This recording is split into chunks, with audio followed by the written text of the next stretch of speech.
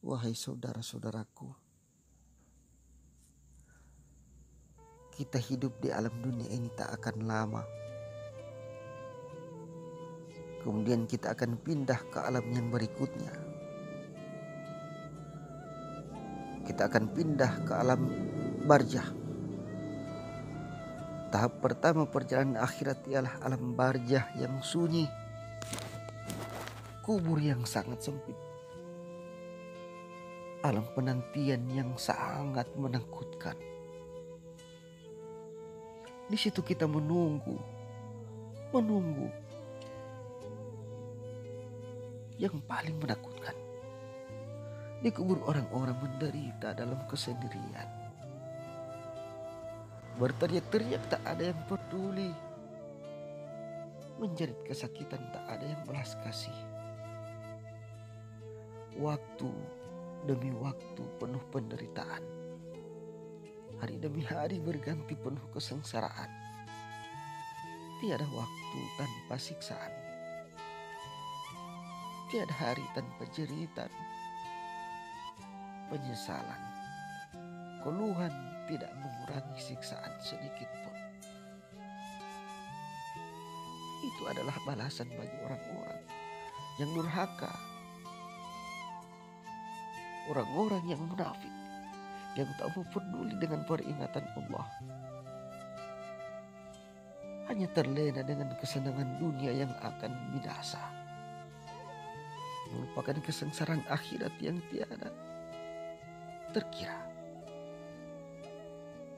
Terus berjuang hanya untuk kesenangan dunia saja, tidak lagi menghiraukan yang abadi sesudah mati. Terus menerus hidup dalam kebebasan, terus menerus mengejar kepuasan. Akhirnya tiba ajal, tidak sempat menyiapkan bekal yang akan dibawa dalam perjalanan yang panjang. Saudara-saudaraku, satu-satunya harta yang harapan ialah harta yang ditinggalkan. Anak-anak yang bisa mendoakan kita. Namun harapan itu bukan saja tidak ada, melainkan berganti dengan siksa. Harta digunakan oleh anak-anak dalam kemungkaran. Mereka berhura-hura tanpa batas, bersenang-senang dalam kedurhakaan. Anak-anak sibuk dalam kebebasan bergelimang maksiat, tidak pernah mengenal puas. Semua itu berubah menjadi siksa yang akan kita terima selama masa penantian.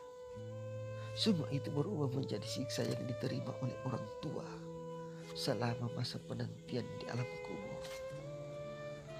Akibat kelalaian kita mendidik anak, menyalahgunakan harta selama hidup di dunia.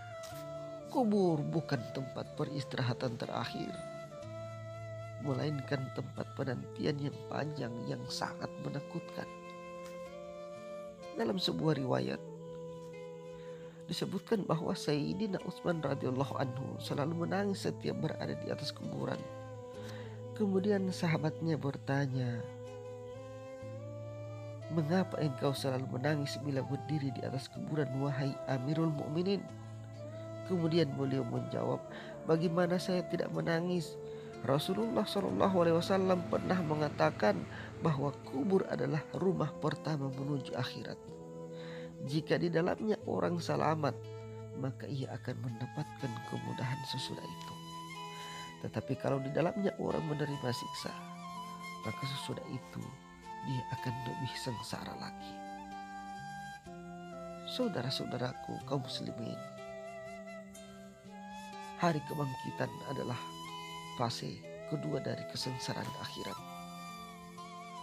Hari itu semua manusia bangkit, dibangkitkan oleh Allah Subhanahu wa Ta'ala dari kuburnya dalam keadaan yang bermacam-macam, dalam keadaan yang mengerikan, bermacam-macam bentuk wajah, beraneka bentuk badan, berbagai macam penyakit yang diderita, dan berbagai kesengsaraan yang dialami.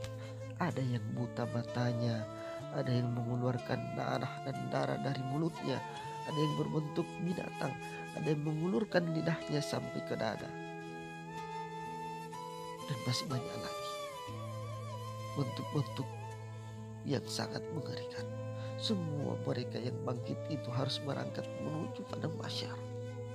Tidak ada alasan bagi yang sakit, tidak ada keluhan yang didengar. Semua harus berangkat dengan daya apapun.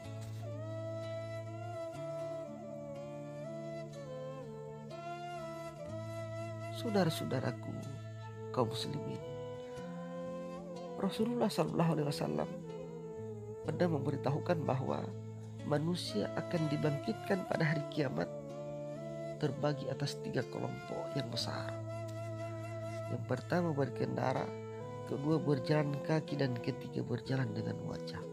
Kemudian para sahabat bertanya, apakah ada orang yang berjalan dengan wajahnya, wahai Rasulullah? Kemudian Rasulullah SAW menjawab, Allah Subhanahu wa Ta'ala yang berkuasa menciptakan manusia berjalan dengan kakinya, pasti akan mampu menciptakan manusia berjalan dengan wajahnya. Bagi Allah tidak ada yang sulit, bagi Allah tak ada yang susah, bagi Allah tak ada yang sulit. Innama amruhu idza arada syai'an ay yaqula lahu kun fayakun. Berjalan atau berkendaraan adalah isyarat bahwa antara kubur dan padang mahsyar ada mempunyai jarak. Apakah jarak itu 1000 km? Wallahu a'lam bishawab. Tak ada yang bisa menghitungnya, tak ada seorang pun yang mengetahuinya. Namun kalau di dunia ini jarak itu belum berarti apa-apa, saudara sekalian. Bagaimanapun jauhnya, betapapun panasnya, masih ada tempat untuk bernaung, masih ada sungai untuk melepaskan dahaga, masih ada angin yang bertiup untuk memberi kesejukan, dan masih banyak kebutuhan yang tersedia di mana-mana. Tetapi kalau di akhirat, semua itu bukan saja tidak ada, melainkan berganti menjadi derita dan sengsara yang sangat mengerikan. Yang berjalan kaki harus berjuang sendiri, yang berteriak-teriak kesakitan tak ada yang peduli, yang sakit harus pergi walau dia merintih, yang merangkak tiada yang belas kasihan. Semua harus menuju ke satu arah, mesti dalam keadaan sulit. Bukan di bawah jembatan, bukan di bawah teriknya matahari dunia, melainkan di bawah alam padang mahsyar yang sangat mencekam. Di sana tidak ada kursi bagi yang terhormat, tidak ada ruangan khusus bagi pembesar, tidak ada perawatan bagi yang sakit keras, tidak ada tempat berbaring bagi yang menderita, tidak ada pembesar dan pejabat tinggi negara, tidak ada lagi kebesaran dan kemuliaan hari itu. Di sana semua orang telah menjadi hina, tidak berdaya sedikit pun. Semua harus berdiri dan menunggu keputusan. Wa nufikha fi suri fasaiqa man fis samawati wa ma fil ard illa ma sya Allah thumma nufikha fihi ukhra wa idahum qiyamun yanzurun. Ditiuplah sangkakala, maka matilah siapa yang di langit dan yang di bumi, kecuali siapa yang dikehendaki oleh Allah Subhanahu wa Ta'ala. Kemudian ditiup sangkakala itu sekali lagi, maka tiba-tiba mereka berdiri menunggu keputusan masing-masing. Menunggu, jemaah sekalian, menunggu saudara-saudaraku. Itulah saat yang paling mencekam, yang paling menakutkan di padang mahsyar. Menunggu dalam waktu yang paling lama, menunggu dalam keadaan yang paling menakutkan dan mengerikan, lebih sengsara daripada menunggu di atas atap rumah karena banjir, lebih ngeri daripada menunggu di tepian sungai lahar, lebih sengsara daripada menunggu di bawah teriknya panas matahari dunia. Bukan menunggu saat istirahat bagi yang tidak mampu berdiri, bukan menunggu disuguhkan makanan bagi yang kelaparan berhari-hari, bukan menunggu pertolongan bagi yang menderita, melainkan menunggu keputusan terakhir. Apakah selamat atau lebih menderita untuk selama-lamanya. Saudara-saudara sekalian,